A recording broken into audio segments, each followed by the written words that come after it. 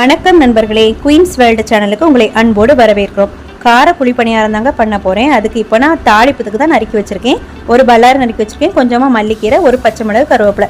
இப்போ ஒரு கடாயில் எண்ணெய் ஊற்றி 1 டீஸ்பூன் உளுத்தம்பருப்பு, 1 டீஸ்பூன் கடுகு, 1 டீஸ்பூன் கடலைப்பருப்பு, ஒரு மிளகாய் வத்தல், இதை இவ்வளோத்தையும் போட்டு நல்லா வதக்கிக்கலாம். நறுக்கி வச்சிருந்த கருவேப்பிலையும் போட்டுக்கலாங்க. அது கூடவே பல்லாரியும் போட்டு வதக்கிடலாம், பச்சை மிளகையும் போட்டுடலாம். எல்லாத்தையும் சேர்த்து நல்லா கிண்டி விட்டுக்கலாங்க. அதுக்கப்புறமா தேவையான அளவு உப்பு போட்டுக்கலாம். கொஞ்சம் செவந்தா மட்டும் போதுங்க, ரொம்ப நேரம் வசக்கணுங்கிற அவசியம் இல்லை. ஏன்னா இதை நம்ம மாவில் ஊற்றி தான் கிளற போகிறோம், அதுலேயே அது வெந்துடும். அதுக்கப்புறமா லாஸ்ட்டாக நறுக்கி வச்சுருந்த மல்லித்தலையும் தூவி விட்டுக்கலாங்க. தூவி அடுப்பை ஆஃப் பண்ணிடலாம். நான் வீட்டிலே அரைச்சி வச்சுருந்த இட்லி மாவு தாங்க எடுத்திருக்கேன். நீங்களும் அதே மாதிரி இட்லி மாவு இருந்ததுன்னா அதிலே இதை மிக்ஸ் பண்ணிக்கலாம். இப்போ தாளிப்பு அதை கொட்டிடலாம்.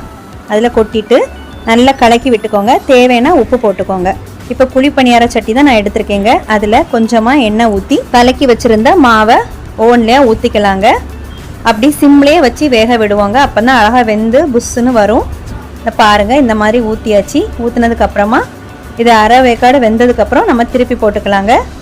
திருப்பி போட்டு எடுத்தால் சூப்பராக கார புளி பணியாரம் ரெடி ஆகிடுச்சு. இதை பாருங்கள்.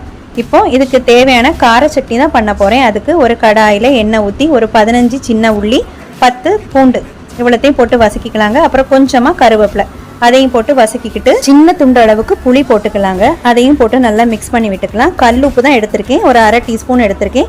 அதையும் போட்டு மிக்ஸ் பண்ணிவிட்டு ஒரு பெரிய சைஸ் தக்காளி குட்டி குட்டியாக நறுக்கி வச்சுருக்கேன், அதையும் போட்டுடலாங்க. அப்புறம் 4 மிளகா வத்தல் போட்டிருக்கேங்க. அதையும் போட்டு எல்லாம் நல்லா மிக்ஸ் பண்ணி வெந்து குழஞ்சி வர அளவுக்கு வேக விட்டுடலாம். அதுக்கப்புறமா அடுப்பை ஆஃப் பண்ணி ஆற விட்டுடலாம். ஒரு மிக்சி ஜாரில் அதை மாற்றி நல்லா மசியை அரைச்சி எடுத்துட வேண்டியதாங்க. இப்போ சூப்பரான கார புளி பணியாரமும் கார சட்னியும் ரெடி ஆகிடுச்சு. இந்த பாருங்கள், எல்லாமே ரெடி பண்ணி வச்சாச்சு. இப்போ அதை முக்கி சூப்பராக சாப்பிட வேண்டியதான். செம டேஸ்ட்டுங்க. இந்த வீடியோ உங்களுக்கு பிடிச்சினா லைக் பண்ணுங்கள், ஷேர் பண்ணுங்கள், கமெண்ட் பண்ணுங்கள், சப்ஸ்கிரைப் பண்ணுங்கள். ஓகே ஃப்ரெண்ட்ஸ், தேங்க்யூ, பாய்.